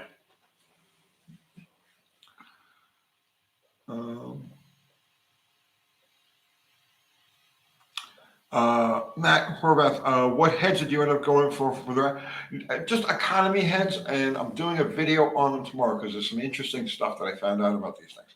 You're doing a whole video on these heads, not just these heads, but tomorrow morning, first thing. So you got videos lined up, stacked up Up out there. the wazoo, bro. Up the wazoo. It gets cold. You get back into the shop and you're stacking them. Yeah, because I can't enjoy myself. I can't go out and just be happy on my motorcycles and just like, Yeah, right. Because you freeze to death. So now I'm stuck here, and yes, now I've got all sorts of. Harry Lister, drones are coming from Iranian mothership offshore New Jersey. No, and I know that that's not the case because right before I left the house, I watched a guy who does a shipping channel. His thing is shipping, period, the end. And he was like, no, they're definitely not coming from any sort of Iranian mothership because we know where both of those ships are right now. And he showed the whole, their course and a current picture of where they're sitting. And it's off of the coast of, I guess it's Iran, or it's out there. They're nowhere near us. So no. They're in the Persian Gulf somewhere. Yeah, this guy, this was a shipping guy, and he was like, I call bullshit on that. There's no way, because I know where those ships, both of those ships are right this very second, and he showed it. So it's someone other than Iranians. Yes. Or it could be Iranians in a different boat. Submarine. No. Dirigible. There's a bunch of high school kids laughing their ass off. No, these things are the size of cars. Really? Yeah, they know this isn't, and they're up there for hours at a time. It's not like a regular drone. Okay, so it's our own people. Our government is denying it. So it's got to be true. So it's got to be true. Well, they're doing it. It's obvious to me that whoever it is, whether it's aliens or whether it's governments or whoever, is doing it specifically over areas where they're not going to get shot down. Because I tell you straight up, you come to Tennessee with these things, and it's like they're gone. Yeah, literally, like a family of 6 would be out there just clinking away at the damn things. So, and that's in the middle of the city. I mean, like you don't have to worry about. Yeah. Don't even think about going out into the suburb, the rural areas. Yeah. You want to fly car-sized drones over Nashville? You're going to have car-sized drones crashing into the downtown. Yeah. So, but this story ain't over yet. Definite kudos to Cliff High. Cliff High literally called this exact thing back in 2009. Really? Yeah. He called the Trump-Rogan interview. Oh yeah, and then the aliens on December 3rd are going to be in the skies. 39 days from the date of the Trump Rogan, but he called this in 2009 before Rogan had a podcast and before Trump was in office or anything.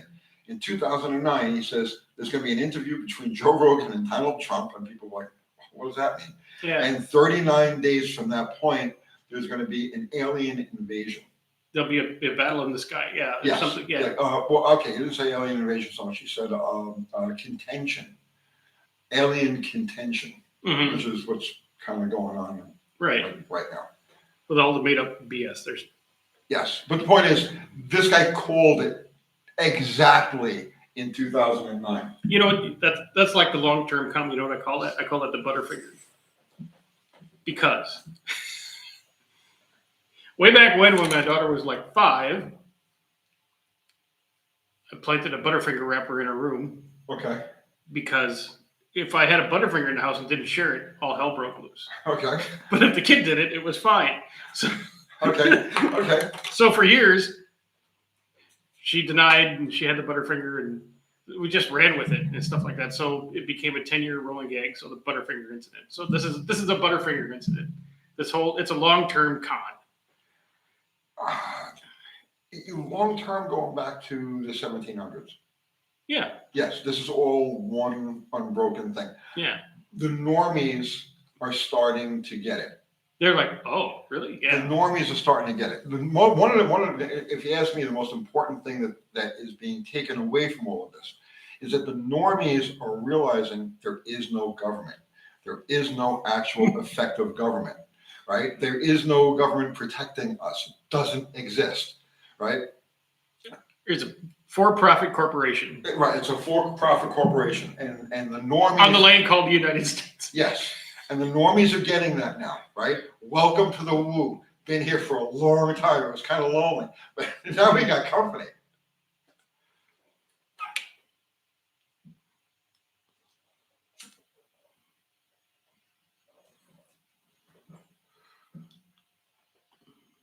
Okay, where are we now? Harry Lister, why hasn't anyone pointed a searchlight at one of these drones so we can get a good look? They have, and they go dark evidently when that happens. There's all kinds of weirdness. I have to give a shout out. I got to give a shout out, okay? Because if you guys are curious about this whole drone thing as it's happening, okay, there's a channel that I've been watching. They go live every night at I catch them here at 8 o'clock, but they're on live for like 2 hours every night. Okay, what is it? I'm gonna find it right now. Okay. Um, Is it like the UFO guys or something like that, or it's the guy's name is the name of the channel, but it's disclosure.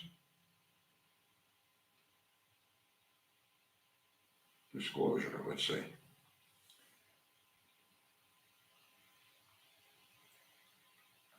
I absolutely have to give this guy a shout out.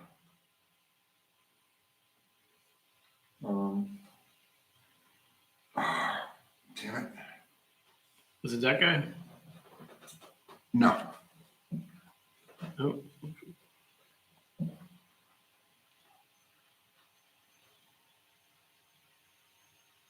Okay. Quite. There's a bunch. I know. Fox News said it's an Iranian mothership. The guy's name is Thomas.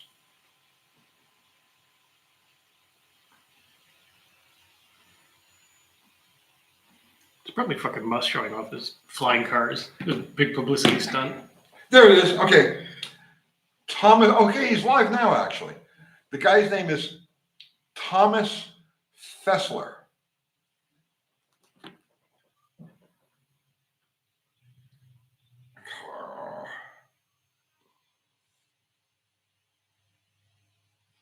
Okay, he's showing a clip from Fox News right now. Okay. Here it's this guy, Thomas Fessler. So they're doing such a great job covering this. I've been hooked. I've been watching them every night. So shout out to Thomas Fessler. Okay, yeah, I'll have to. Yeah, that guy. That was the first guy I showed you. Is it? Yeah. Oh, okay.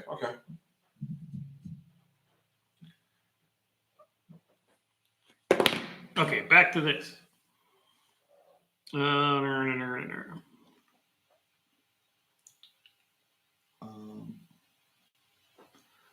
Will what be before Christmas? Oh, Brad, on YouTube. Mexican spec. Will what be before Christmas? The alien invasion.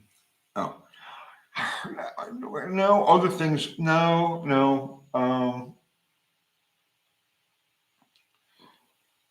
It's not so much an alien invasion. It's contention. Okay, there's a lot. There's a lot to it. Contention and diversion. Yeah, there's a lot to it. The rebuild? No, the rebuild won't happen probably until we're long gone and forgotten. Yeah. Oh, you're talking about the Chevy rebuild. Oh, Jesus. See, you got me thinking about flying saucers Conspiracy and all kinds and of the weird end of shit. civilization as we know it. And but yes, yeah, no, it won't be before Christmas. It'll probably be the week between Christmas and New Year's.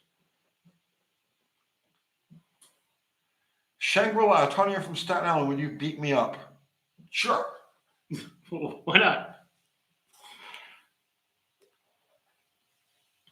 Get with it, Tony. Oh, bro, I'm scrambled, man.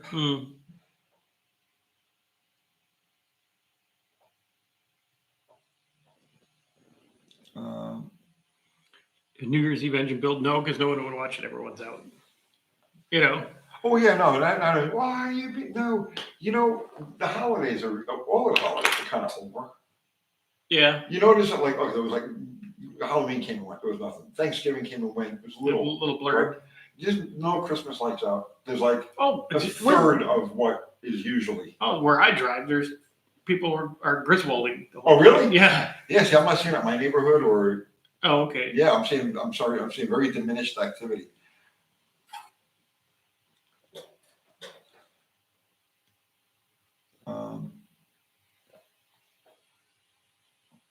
Let's see. It's Shannon.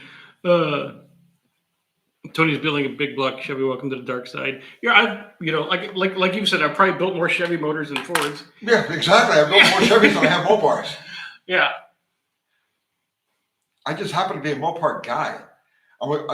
Big block Chevys. I absolutely adore big block Chevys. I always have.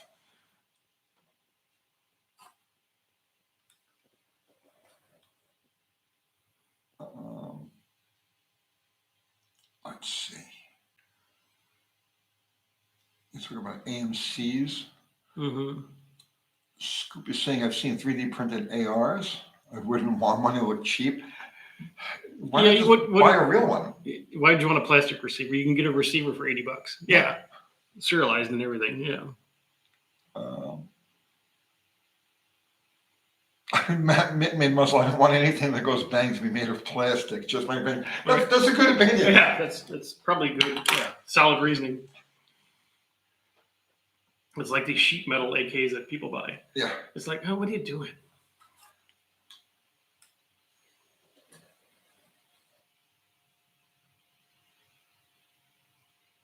Mark Sauvé is saying, twice in my life I bought big block Chevy parts to put an engine together. Both times I bought junk, small block Chevy for me. Well, I've never built a big block Chevy with aftermarket parts. Every big block Chevy experience I've had was with factory parts. So this will be my first with aftermarket stuff. We'll find out. It's just like the same thing. It's just the parts are a little cleaner because they're new. There is something so majestic about a big block Chevy cylinder head. Oh, with the canted valves, it's just big, massive. It's just beautiful. Yeah. Beautiful heads. You can use them in your workouts and everything too. You can get ripped just pumping big block cylinder heads all for a week and a half. Yeah. He's got a set of stock heads that I'm gonna take and maybe do something with myself. Really? Yeah. That'd be interesting. Green Bean, if you were cooking a steak for yourself, quick and easy, what's the process? You fire up the grill, and you get the grill nice and hot, about 600-700 degrees, and sear. Wait a few minutes. I slice it down the middle. It looks pink in the middle. Okay, good. We're eating. Yeah, I use salt, pepper, garlic, and sometimes some tahini, for a little flavor on it. But yeah, Well, it depends on what you're cooking. Yeah, I actually have what do you call it? Like a tradition. Because I like to go for the whole. Yeah, you buy the giant tenderloins. I just buy the half-pound eatable chunks. Oh, I eat the whole. We wipe out the whole thing. I know you do. Yeah.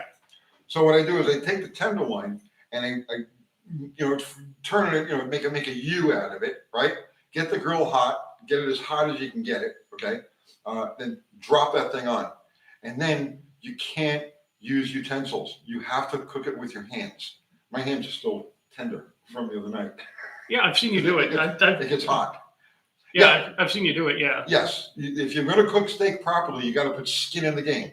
So yes, Literally, yeah. you flip the thing over, and then, like he says, you cut into it. You make sure that the middle of it is still raw, and then you should have the right It's delicious. range. Yeah. And with you, when you do that, you might get a bite that tastes like bugler. It's just a little bit, yeah.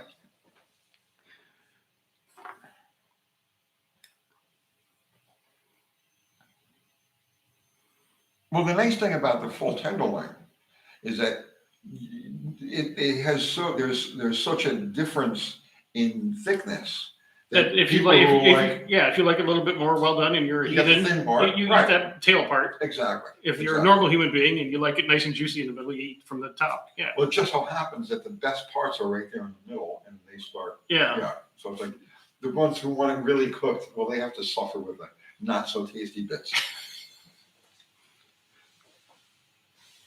But if you're going anywhere and you're ordering a steak well done, you might as well just be eating hot dogs. Yes. Yeah. Yes. You're become a vegetarian. Yeah. Order the chicken. Do something. Yeah. Kingsman Racing Division has a propane engine accessories going. Very good. Very good. I've got pretty much everything all buttoned up under the hood or in the engine area. And yeah, you did make good progress since last week. yeah, the radiator's in it, all of that stuff's all together.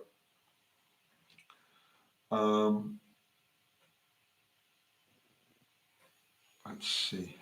Boil your steak. No. Go away. The typical crazy thing done by us in cars is evade the police. That's crazy? I thought that was a hobby. I thought that was a necessity. I didn't realize it was crazy. Yeah.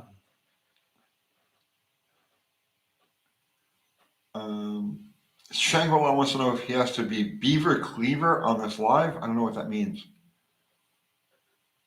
What does he mean by beaver cleaver? That could be taken a lot of different ways. It can be. Yeah, I don't know. I don't know, Shangri-La. You're on Staten Island. You tell me.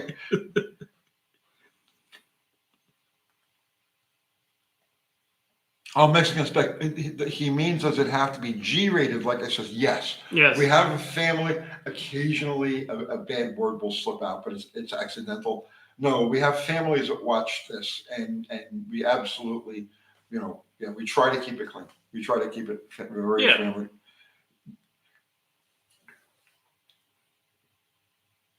So if we're doing 2 hours, right? Like 1 hour and 58 minutes should be G. Yeah. And the 2 minutes that are PG should be spread liberally throughout. Yeah, just the occasional unwilling F-bomb or something like that. Yeah. But other than that, no. There's no need for that here. Alan Zinning, Uncle Tony, what do you think the chances are that your dry rocker is caused by a cam bearing towards the front of the engine? Slim to none. What? We were just talking about that. Yes. The cam bearing on that engine. Remember, different engines oil the top end in different ways, but the cam bearing on that engine only lubricates the journal of the cam itself. The lifters and the oil supply that would go up to the rockers are strictly from the main galley.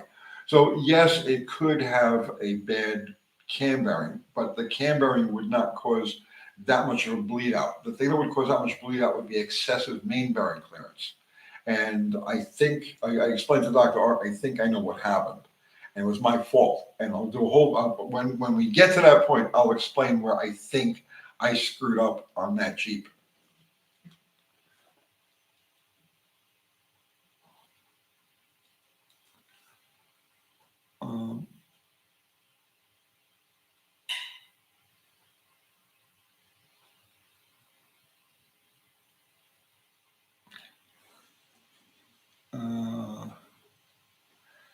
Scoop, isn't the galley where the food galley, it doesn't really matter. You know what we're talking about. Main oil passage.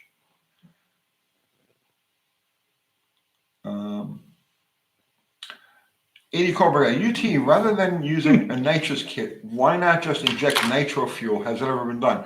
Nitromethane and gasoline do not mix. They are not good. They are not they're not friendly with each other in a combustion. No, chamber. you'll just Detonation like you just could not believe. I've seen people play around with nitro, like on dynos and stuff like that. Mixture of gasoline and nitro. I've seen them do it static, but in actual practice, when you put the load to the thing, yeah, no, it would be nothing but detonation, just detonation.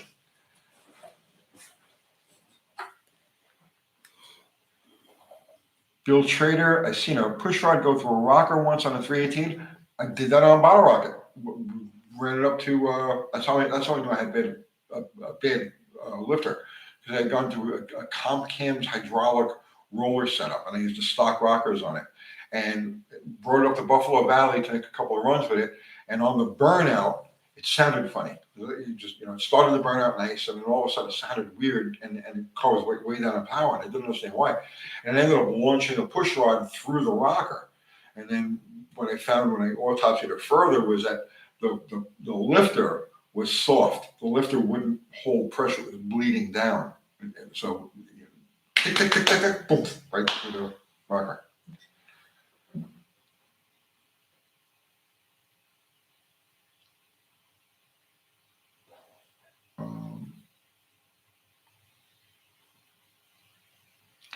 Do you remember the TV show Leave It to Beaver? Yes, of course I do. Yeah.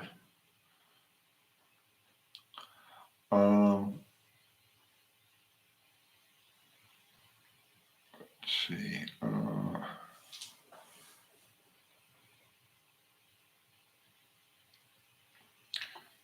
Alan's yeah, Cletus did a video on that. I saw that. Wally. What? These guys are all hung up on Leave It to Beaver. I wonder why that is. I don't know. I suppose it's like Cheetos. Once you have one, you got to have the whole bag, and they're just going through the bag of beavers. I'm a Green Acres guy. It's the only situation comedy from that era that I just can never get enough of.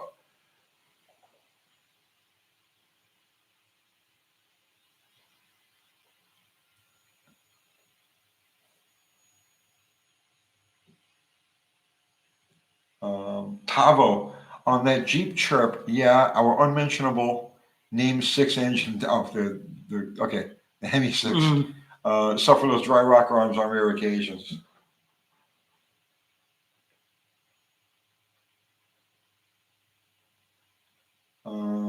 Scoop watched Andy Griffith more than Leave It to Beaver. Oh, okay, yeah.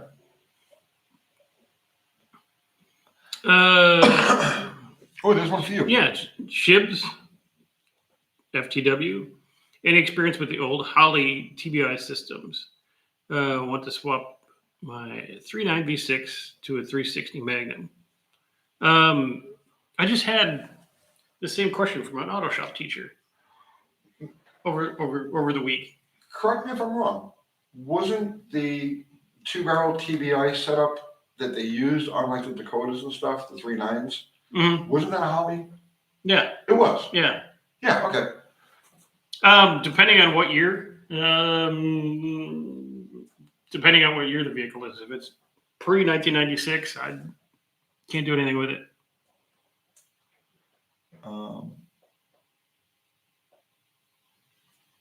Let's see. Lisa Douglas, pancake batter, yeah. Hotcakes. Not pancake, hotcakes.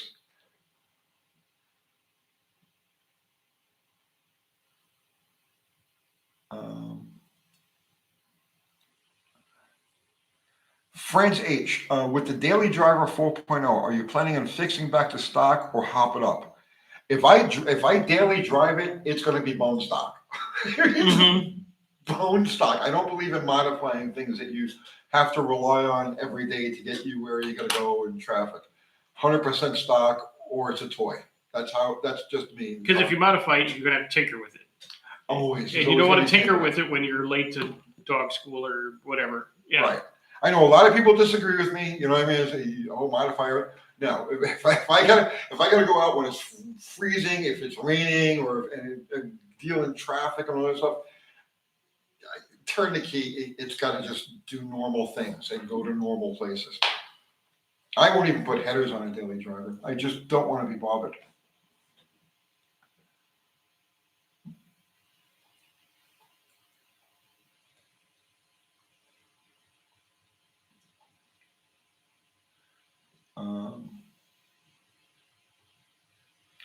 Let's see. Green Bean, what is the worst vehicle program law in your opinion? I'm thinking like chicken tax. I don't know what chicken tax or cash for clunkers. Cash for clunkers was Yeah, big it deal. was a fucking travesty of. That's why a lot of these cars aren't around, because people had stuff that you would want to go buy now off their back of their house that they traded in and got, $4,000 for, whatever they were giving away. Cash for clunkers hurt the lower working class population. Because it took all affordable vehicles off the road. Took all the affordable vehicles off the road. Cash for clunkers, I would almost guarantee, I would say that a lot of people who are experiencing like poverty these days, Mm-hmm. their troubles started with the whole cash for clunkers thing. Because they can't get to work. Because you couldn't buy the $800 5-year-old car, 9-year-old car anymore, right? Because it got crushed, and now it's okay to the lot, and I got to take a loan. Or it's a buy here, pay here scam. Buy here, pay here scam. Yeah. And terrible long-term economic travesty. The only good part about cash for clunkers, because the dealership I was working at out in Las Vegas at the time, we'd get all these cash for clunkers in the back of the lot. We'd take them to the storage lot before we pour the goo in the motors. We know these cars were going to the junkyard, so it was smash 'em up derby with all your friends from the dealership for that 2-mile ride. Into the poles, into each other, off curbs, whatever you could do. Yeah, quarter-mile burnouts, just to, it was get the last bit of fun out of it. Yeah, because as soon as you got out of them and parked them, they were dead.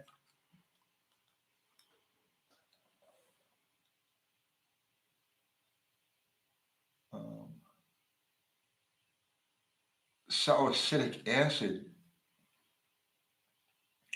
Where did that come from? I don't know.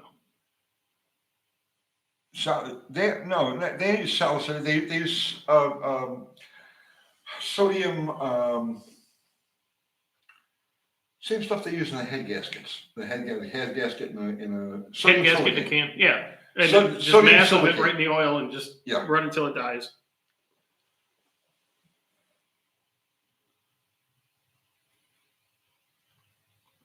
Michigan Ray.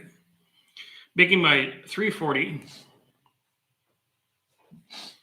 a 416. Currently, my 1969 CUDA cruising at 75 miles per hour with a 3000 converter, 355 gear. And a gear vendor is turning 2700 RPM. The car is heavy, 3,700 pounds, but with me in it.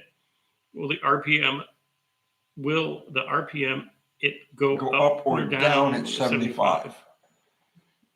If you got that loose of a converter, it's not locking. It's just. Well, let's think about this for a second. Okay. So 75. She's cruising at a steady 75 with a 3,000 RPM converter. It's at 2,700, so it's 300 below under stall. So he's thinking that if he increases the torque, by putting a stroker in his 340, that's going to work the converter harder. No, it doesn't work like that. It's fluid dynamics. It's nothing to do with horsepower. It has nothing to do with power. It'll have to do with power if you apply more power. So in other words, let's say you're cruising at 75 miles an hour at 3,000 RPM. It'll flash to the higher RPM with more power, harder. So you'll get out. Let's say you're going to pass somebody, you slam it. It'll hit harder, obviously, not only through the increased torque, but also the torque reaction through the converter, which is spinning under stall. But no, it won't make any difference in the cruising RPM. No, that's just fluid. Like you said, it's fluid dynamics. It's ratios. Yeah. It's tire diameter, gear ratio, transmission ratios. As soon as 1-to-1, he's got a gear driver. Yeah, no, won't make any difference. Drive 85. And don't worry about it. Just passed a super chat. Oh my gosh, Green Bean. The chicken tax. Thank you for the super chat. The chicken tax is what killed the mini trucks like the Mighty Max or was you Ford Ranger. That's why the smallest trucks in America. I didn't know it was called the chicken tax. Can you explain that? Water glass is sodium silicate.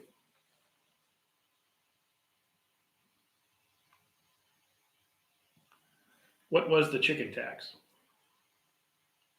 Franz H is saying stock daily driver makes sense. It is good to hear another gearhead have the same opinion. No, that doesn't make any sense. No. Stock daily drivers make sense. It's good to hear another gearhead have the same opinion. People give me a funny look when I tell them just fling stock if you need to work every day. Absolutely. Listen, the engineers who design these things were not dummies, and they take every single contingency into consideration. You know, below zero, 110 degrees, stuck in traffic, rolling downhill. They take every possible contingency into consideration, and it's all engineered into the package. Are you going to outsmart these people? You're using a daily driver, you're using this to get to and from work, to and from school, to and from the grocery store. Are you going to outsmart these people? Aha, I'll make it a better all-around vehicle by doing this. But then you compromise 10 other elements of it. No, daily driver, leave it alone. And hot rod or a toy, modify it to no possible end.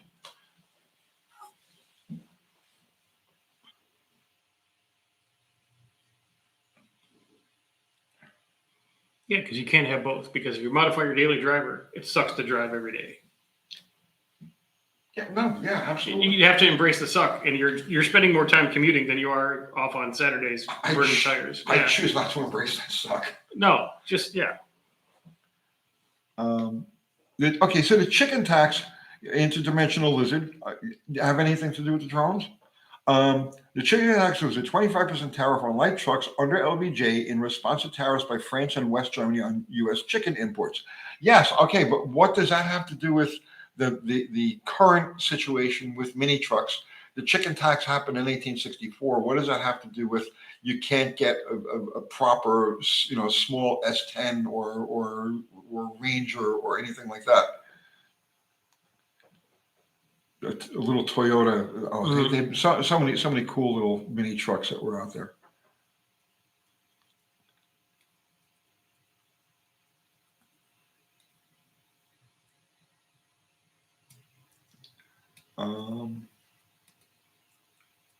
Mark Survey is saying, I agree with you, Tony. However, my 2002 Silverado 2500 6-liter gas needs a gear change. Man, that thing is a savage on gas. Well, yeah, it's a 2500 with a 6-liter. Come on, you're driving a brick with a giant engine and it weighs 8,000 pounds. Yeah, what's the compromise? You're going to change the gear ratio. And it's going to be a dog. Right, where is the compromise? Yeah.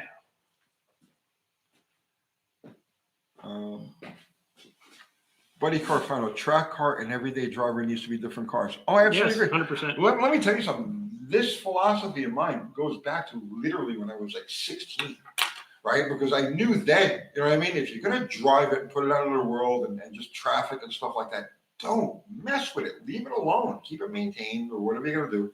Leave the damn thing alone. Then your toy, you can make your toy unrestricted. I don't have to worry that there's no heat. I don't have to worry about that there's no insulation. I don't have to worry about it's set up for drag racing with the suspension. Who gives a fuck if it is tail lights? Yeah. 456s, 488s, 513s, sure. Send it. It's all better, right? Right.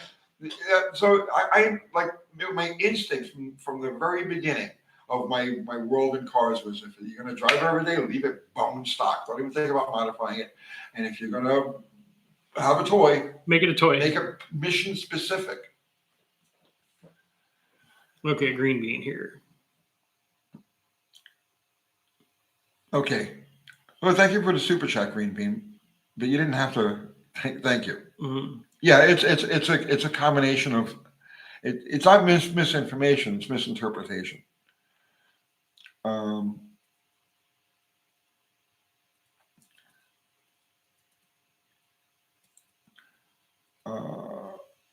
Mark Survey saying it's a factory 410, a 373 would help and not affect anything.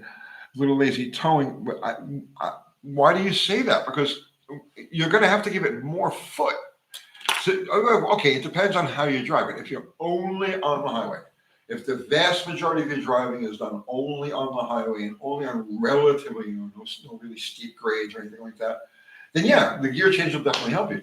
But if you do a combination of around town, that gear change is going to hurt you around town because every time you pull away from a stoplight or stop sign, you've got to work it even harder to accelerate. To move that 8,000 pound 2,500, yeah. Yeah. Pick up 2 miles per gallon on the interstate and lose 2 miles per gallon around town. Pick up a 1,500 regular cab Chevy and, you know, put a tonneau cover on it and get 20 miles a gallon.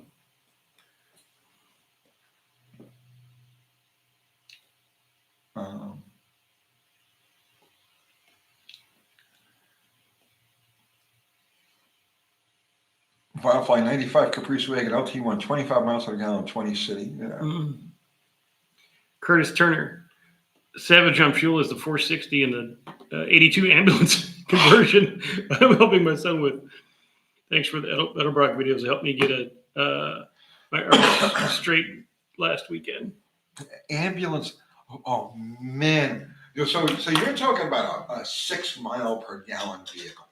Yeah, and 82. So that's square, heavy, giant, probably a dually ambulance. Yeah. Yeah, ambulance conversions are built on the heaviest frames. Okay. So he's got the 460, which is not exactly which stock, if you don't change the stock cam gearing and everything like that, it's a dog. Yeah, the ports on it are too big for the low RPM that they used for it. So 460s were never really good, like, you know, low end motors. But then you got the C6, which is like the grand wazoo of power sucking devices, right? And probably some kind of Dana rear end. Yeah. Yeah, Dana, it's gonna have a Dana 7 in it. Yeah. Yeah. Oh man, good luck with that. Yeah. Hope your son wants to live in that thing because it's be cheaper to live in it than drive it.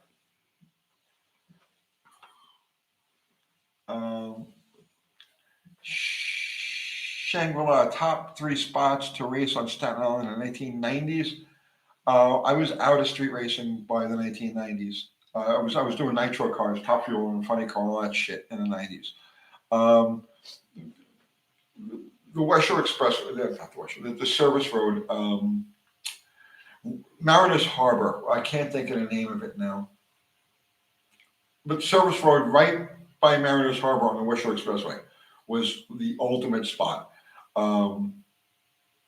Where else? Seaview Hospital, which I know you can't do anything there now, but we used to run a lot of stuff on Seaview Hospital. The bottom of Arden Avenue was another good place. The end of Highland Boulevard by the conference house was another good place. But we're talking about the 1980s. I mean, Ireland has completely changed from that point.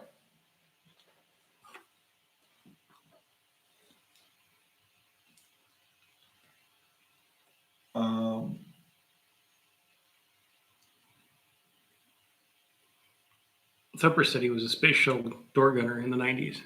Was he? Yeah, that'd be a hell of a job.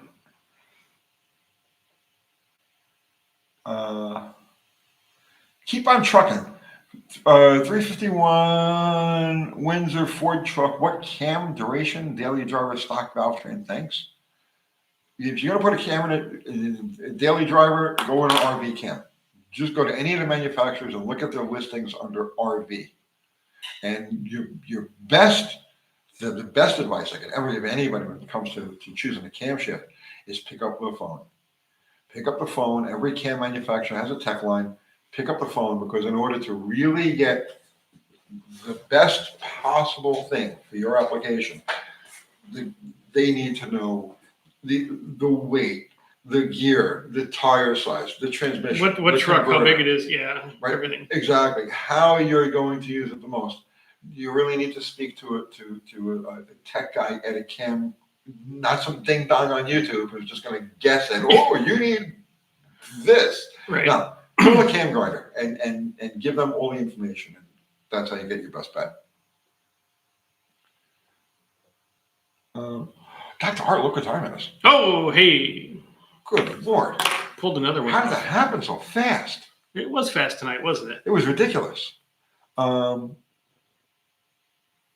Shangri-La, thank you, gents. Can you write a book about cars and racing on Staten Island? No.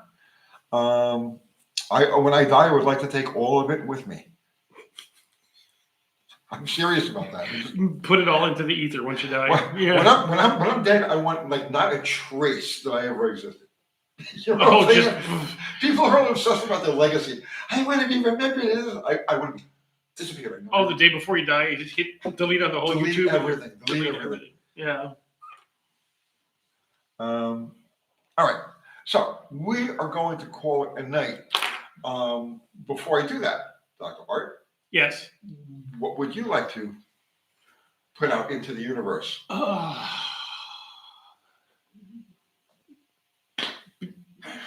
Correct yourself because aliens are coming.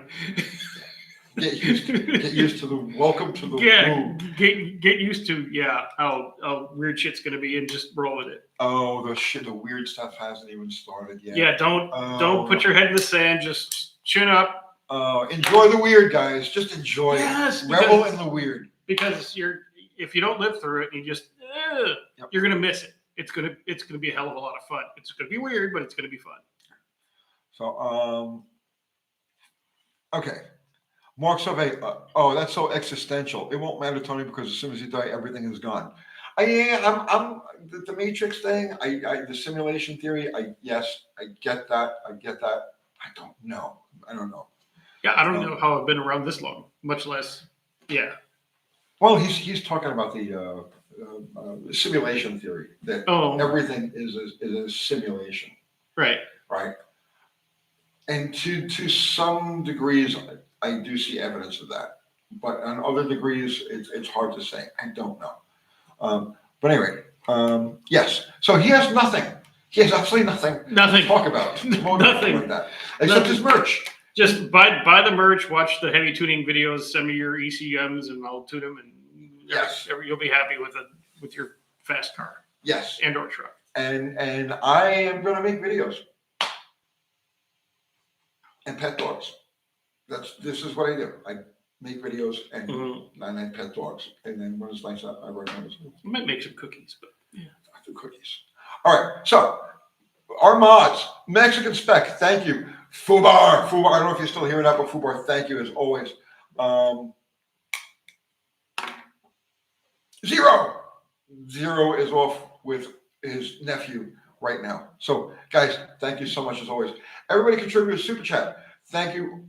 Always appreciated. Never expected, but always appreciated. And everybody contributed with just your presence and your conversation. Thank you equally. We are eternally grateful for giving us the opportunity to do this. Even though we only got 184 likes. Nobody likes us. Nobody. They watch just to watch. They're hoping we crash and burn at some point. You know what I mean? It's like you're waiting for the crash at the fourth turn in Talladega. Yes. All right. And on that note, I'm making a stop. We're going to end the stream bar. Bye. Good night, all.